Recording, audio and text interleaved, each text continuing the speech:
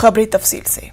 कर्नाटक के कई शहरों में हिजाब के हक में मुस्लिम लड़कियों का एहतजाज जारी है। बेजपुर, यादगीर, चिकमगलुरु, टमकुर, हसन समेत कई शहरों में लड़कियों ने एहतजाज किया। ख्याल है कि रियासत में कॉलेज खुल गए हैं। कुछ जगहों पर इदारों की जानिब से हिजाब के बगैर क्लास में दाखिल होने की हिदायत जारी की गई है, जिसकी मुखालिफत तालिबात कर रहे हैं। हिजाब के लिए इजाजत न दिए जाने के बाद कई लड़कियां घरों को वापस लौटी।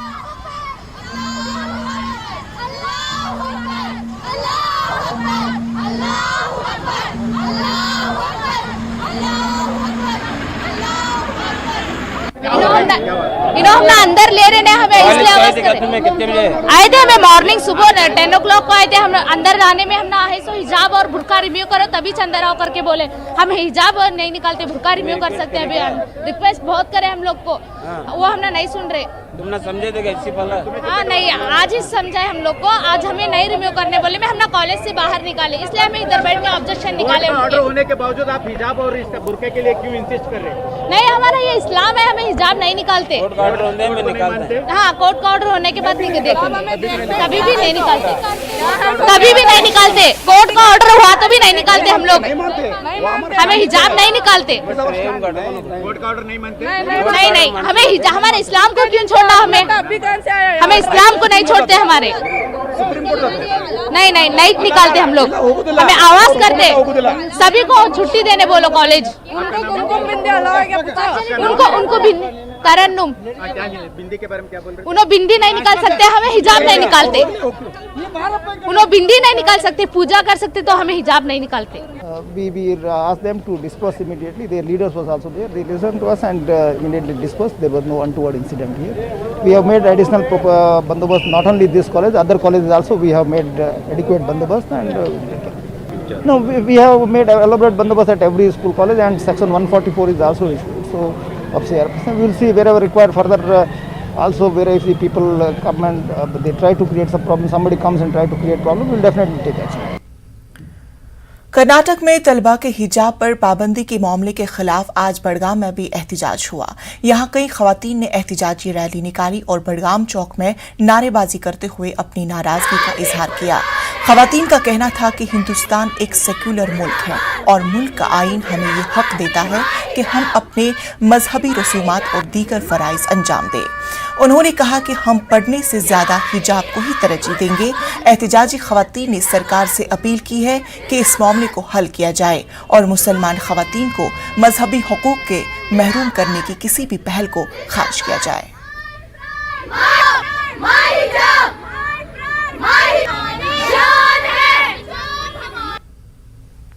हमारी शान है और हमारी डिग्निटी है। This is not only the piece of cloth which we are wearing here. जो हमारे सरों पे चादरें हैं, ये हमारी डिग्निटी है, हमारी शान है।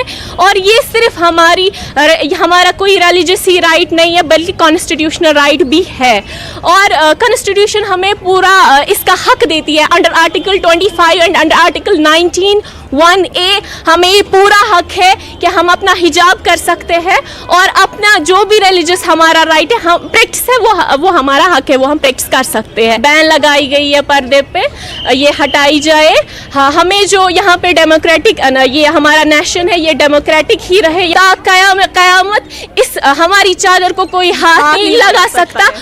और अगर ऐसी नौबत आए, खुदा न खास्ता, कि हमें हिजाब और तालीम में से किसी और एक चीज को चूज करना पड़े, तो हम अनपढ़ रहना पसंद करेंगे, लेकिन हम हिजाब को नहीं छोड़ेंगे। हिजाब से किसी को क्या प्रॉब्लम हो सकती है? कांग्रेस लीडर सलमान खुर्शीद ने कहा कि हिजाब इलेक्शन का मौजू नहीं होना चाहिए। उन्होंने कहा कि अपनी पसंद का लिबास पहनने का हक सबको हासिल है, सबको अपनी पसंद का खाना खाने का हक हासिल है। सलमान खुर्शीद ने कहा कि योगी आदित्यनाथ जो पोशाक पहनते हैं वो उनका अपना फैसला है। इसी तरह अगर कोई बच्ची हिजाब पहनती है, उसे इसका आईनी हक हासिल है। फर्रुखाबाद से हमारे नुमाइंदे सलमान खुर्शीद से बातचीत की हमारे नुमाइंदे ने, आइए सुनते हैं। हिजाब का मसला है, उत्तर प्रदेश के चुनाव में कूद पड़ा है। हमारे साथ में एक्सक्लूसिव सलमान खुर्शीद साहब हैं। बात करते हैं कि हिजाब को लेकर जो विवाद अब उत्तर प्रदेश में आया है, अब हिजाब की चर्चा चुनाव में हुई।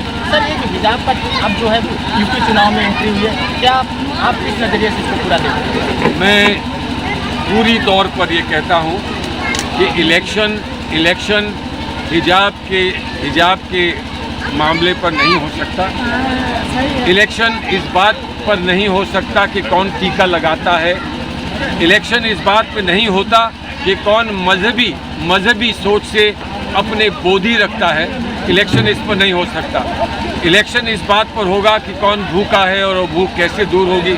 इलेक्शन इस बात पे होगा कि कौन प्यासा है, प्यास कैसे दूर होगी, और कौन दर्द में है उसका दर्द कैसे दूर होगा। इलेक्शन हिजाब पर नहीं हो सकता।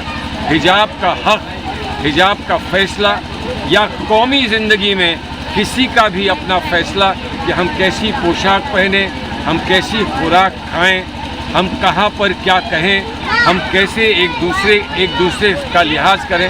हमारे हिंदू भाई पाँव छू कर लिहाज करते हैं। मेरे भी कितने हिंदू साथियों ने मेरे पाँव छुए हैं।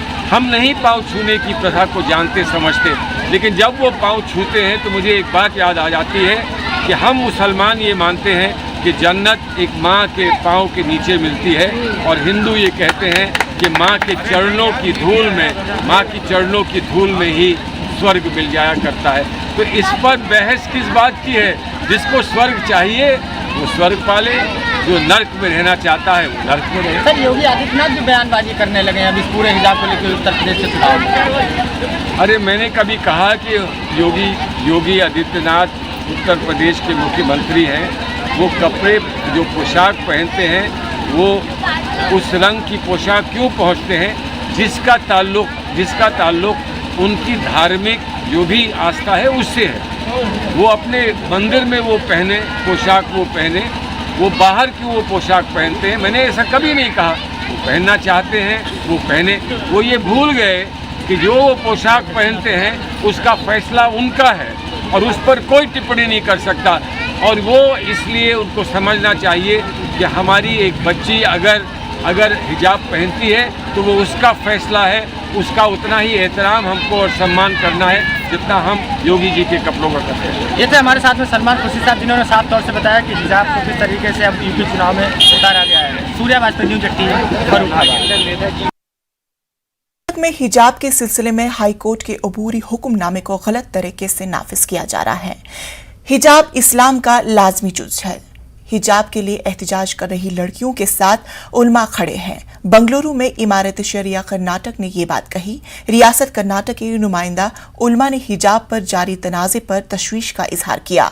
हुकूमत से अपील की कि वो अमन अमान को बरकरार रखते हुए मुस्लिम लड़कियों की तालीम में हाई रुकावटों को फौरी दूर करे।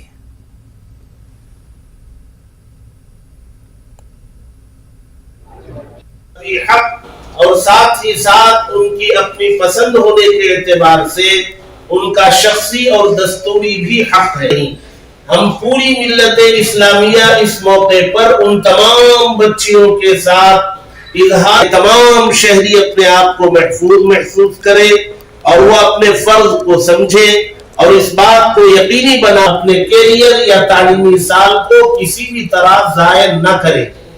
लिहाजा हम हुकूमत और मीडिया से मुतालबा करते हैं कि वो फौरी तौर पर एहतराम हाई कोर्ट के अबूरी हुक्म की गलत तशरीह न हो, तलबा और असातिज़ा के तहफ़्फ़ुज़ का ख्याल रखा जाए करने और हमारे माशरे के अमन और सुकून को खराब करने की कोशिश कर रहे हैं।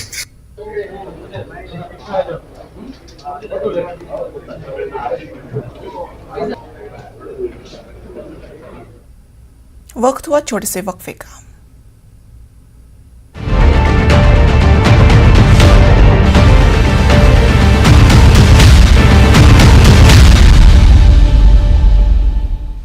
ब्रेक के बाद इस्तकबाल।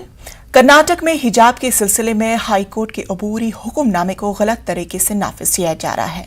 हिजाब इस्लाम का लाजमी जुज़ है। हिजाब के लिए एहतजाज कर रही लड़कियों के साथ उलमा खड़े हैं। बंगलुरु में इमारत शरिया कर्नाटक ने ये बात कही।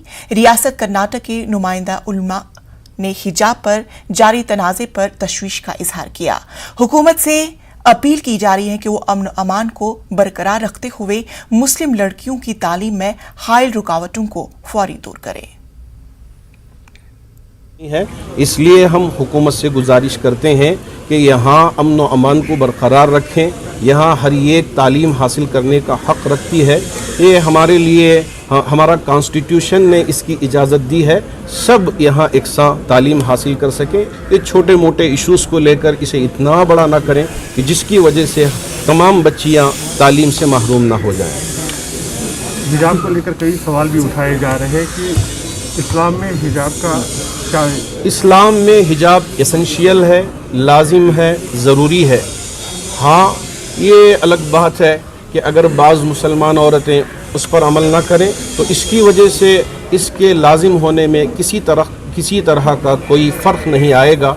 जैसे नमाज फ़र्ज़ है, बाज़ अहबाब अगर नमाज ना पढ़ें, रोज़ा फ़र्ज़ है, रोज़ा अगर ना रखें तो इसकी वजह से इसकी फ़र्जियत में किसी तरह का कोई फ़र्क नहीं आएगा।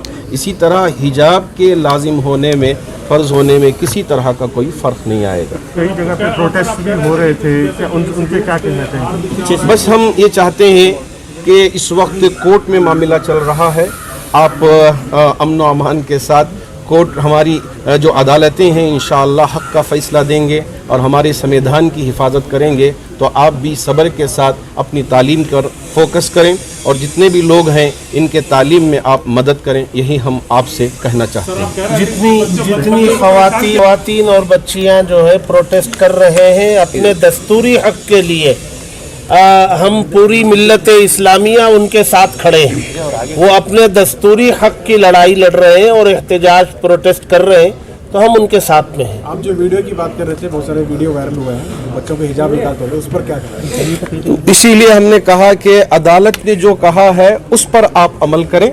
जो अदालत का हुक्म है उसे छोड़कर गलत तरीके से उसका इस्तेमाल करना न ये हुकूमत के लोगों के लिए दुरुस्त है, न पुलिस के लिए दुरुस्त है।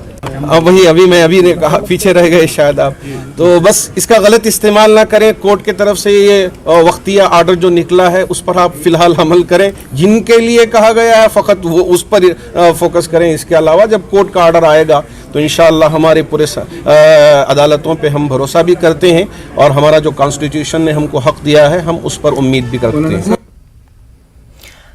आंध्र प्रदेश के कर्नूल में वाक़े डॉक्टर अब्दुल हक उर्दू यूनिवर्सिटी को नया वाइस चांसलर मिल गया है। रियासती गवर्नर बिस्वभूषण हरिचंदन ने प्रोफेसर फजल रहमान को डॉक्टर अब्दुल हक उर्दू यूनिवर्सिटी को नया वाइस चांसलर मुकर्रर किया है। उनकी मयार 4 साल होगी। एपी हुकूमत ने 15 फरवरी को जीओ जारी किया है। माजर है कि प्रोफेसर फजल रहमान मौलाना उर्दू नेशनल उर्दू यूनिवर्सिटी हैदराबाद में UGC human resource development centre के डायरेक्टर पर खिदमत अंजाम दे रहे थे।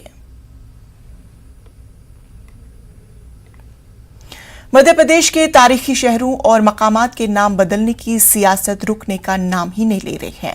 15 नवंबर से अब तक मध्य प्रदेश में 3 तारीखी शहरों के नाम बदले जा चुके हैं। पहले हबीबगंज स्टेशन का नाम बदलकर रानी कमलापति स्टेशन रखा गया। इसके बाद होशंगाबाद का नाम बदलकर नर्मदापुरम और बाबई का नाम बदलकर माखन नगर रखा जा चुका है। 3 तारीखी शहरों के नाम बदलने के बाद राजधानी भोपाल बदलकर भोजपाल किए जाने और इंदौर का नाम बदलकर अहलिया नगर रखने का मुतालबा शुरू ही हुआ था कि अब्दुल्लागंज का नाम बदलकर रामगंज किए जाने का मुतालबा बीजेपी रुकन असेंबली रामेश्वर शर्मा के जरिए शुरू कर दिया गया है। बीजेपी लीडर मुस्लिम नवाबेन के अहद में बसाए गए तारीखी शहरों को गुलामी की निशानी से ताबीर करते हैं।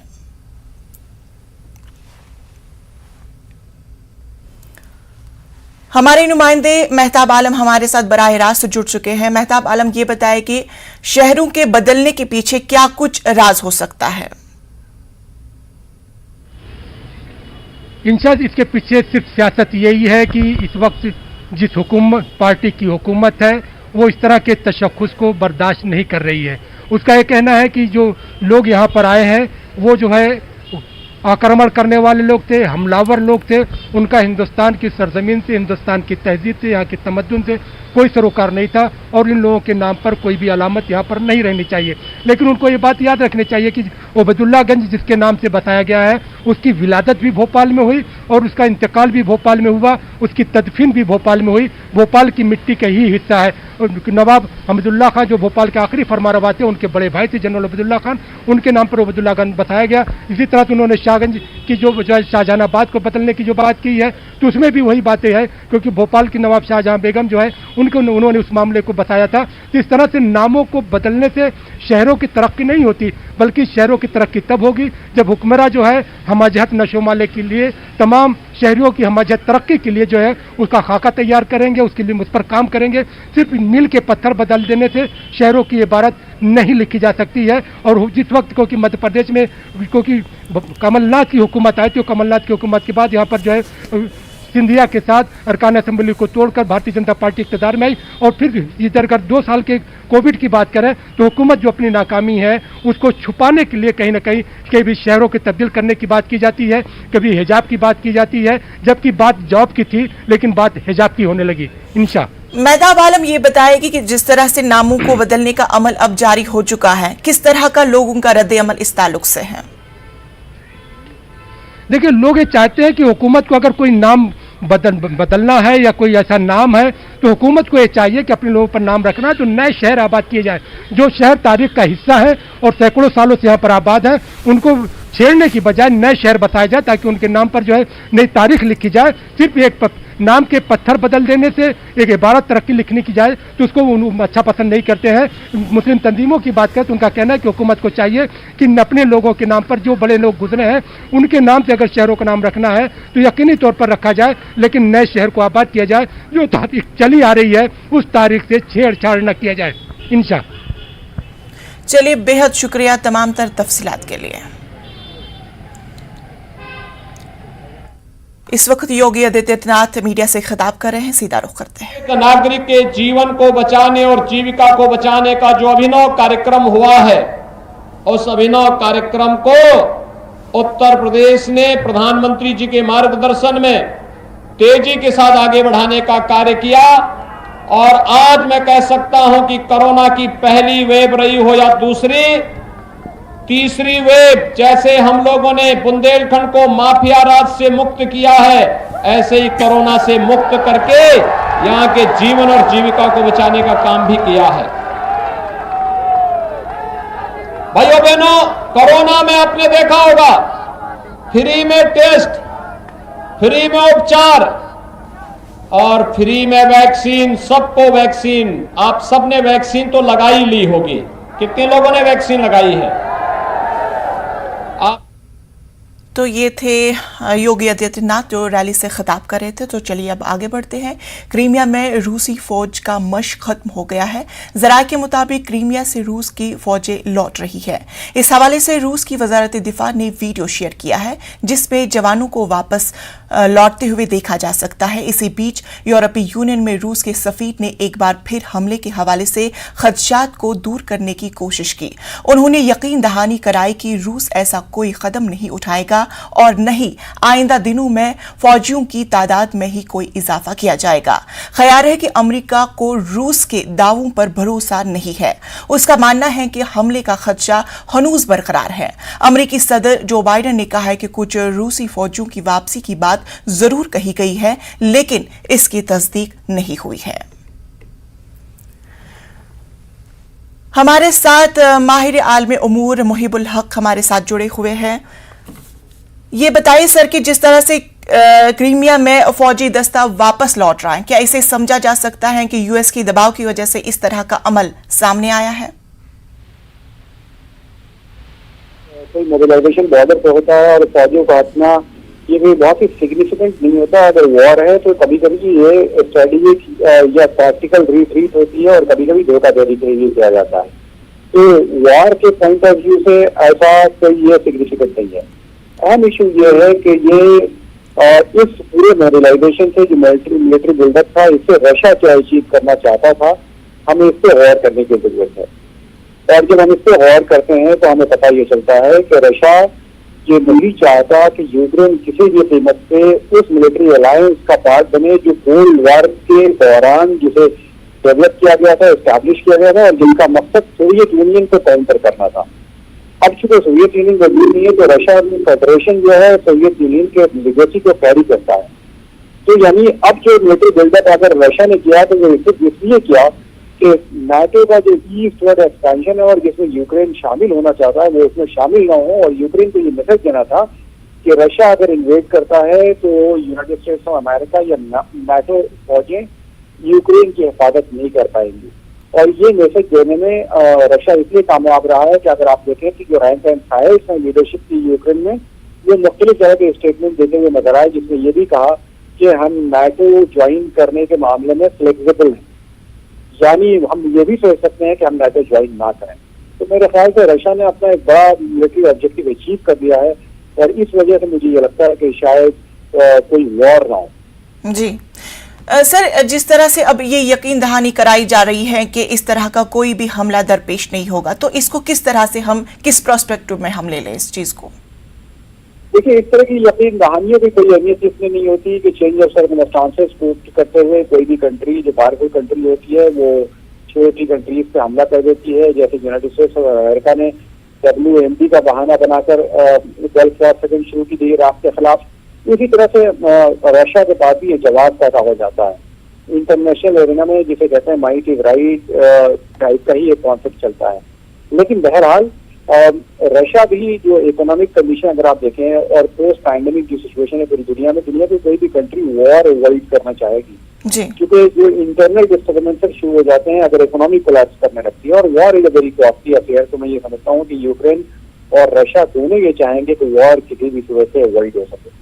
सर, अगर इस तरह का अब वॉर दरपेश आ ही जाता है तो किस तरह का खसारा देखने को मिल सकता है? देखिए, जो अगर इस तरह का मामला दरपेश आता है तो हमें ये देखना चाहिए कि क्या United states of America Ukraine के डिफेंस में पूरी तरह से रशिया के सामने आकर के खड़ा हो जाएगा।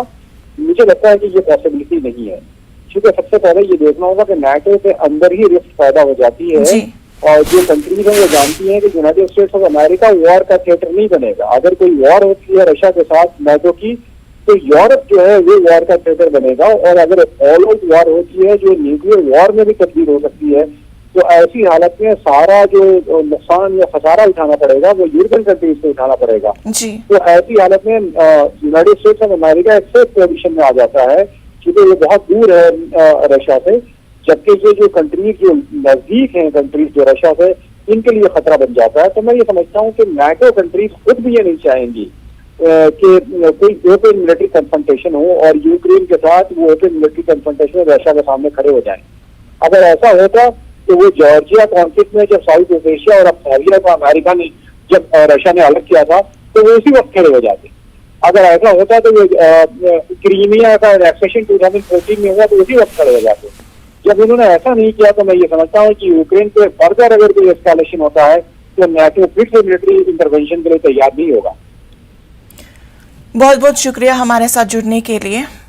आगे बढ़ते हैं। कोरोना वबा के दौरान बाहमी इमदाद व इन्हिसार का जज्बा मुस्तहकम हुआ है।